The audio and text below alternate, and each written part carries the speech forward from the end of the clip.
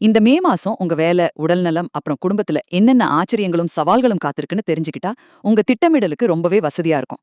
முதலாவதாக, உங்க உடல் நலத்துல கொஞ்சம் கூடுதல் கவனம் தேவைங்க. முதல் 10 நாள் சரியா தூக்கம் வராம போகலாம். அப்பா, அம்மாக்கும் லேசான ஆரோக்கிய குறைபாடு வரலாம்.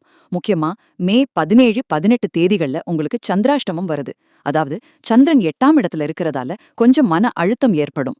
இதனால எந்த ஒரு விஷயத்தையும் ரொம்ப நிதானமா கையாளுங்க.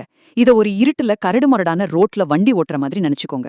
மெதுவா கவனமா போனா எந்த ஆபத்தும் இல்ல. சரியா? இரண்டாவதாக, உடம்புல கொஞ்சம் கவனம் தேவைப்பட்டாலும் உங்க தொழில் வளர்ச்சி உங்களுக்கு பெரிய ஆச்சரியத்தை கொடுக்க போகுது.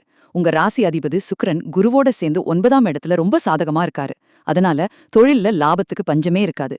ரொம்ப நாளா ஒரு புது வியாபாரம் ஆரம்பிக்கலாமான்னு யோசிச்சுட்டு இருக்கீங்களா? தைரியமா இறங்குங்க. கிரகங்கள் உங்களுக்கு முழுமையான பச்சைக்கொடி காட்டுது. இறுதியாக, குடும்பமும் உறவுகளும். தொழில்ல எவ்வளவுதான் ஜெயிச்சாலும் நிம்மதி வீட்ல தானே இருக்கு. கணவன் மனைவிக்குள்ள சின்ன சின்னதா வாக்குவாதம் வரலாம். அதெல்லாம் உங்க வாழ்க்கை பயணத்துல வர்ற ஒரு சின்ன ஸ்பீட் பிரேக்கர் மாதிரி தான் எடுத்துக்கணும்.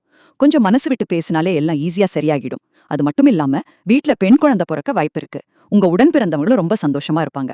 மொத்தத்துல கொஞ்சம் உஷாரா இருக்க வேண்டிய நாட்களும் சிறப்பான தொழில் வளர்ச்சியும் கலந்த ஒரு அட்டகாசமான மாசமா இந்த மே உங்களுக்கு அமைய போகுது.